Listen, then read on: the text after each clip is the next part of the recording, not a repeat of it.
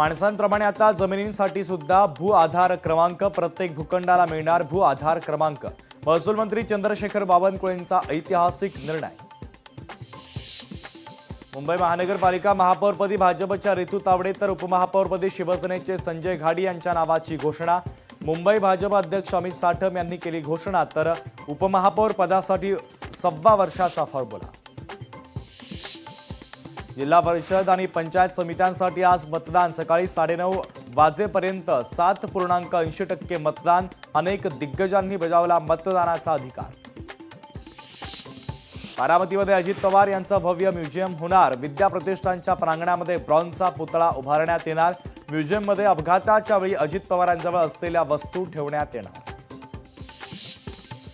अजित पवारांच्या अपघाताबाबत अनेकांना शंका। सोनावणे, भुजबळ, मिटकरी यांच्याकडनं देखील शंका व्यक्त। मुख्यमंत्री शंकांचं निराकरण करणार का? संजय राऊतांचा सवाल।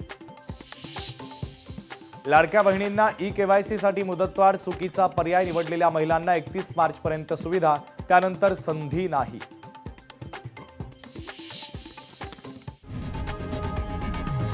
लोकशाही मराठी ऐका, पहा, जागरूक रहा।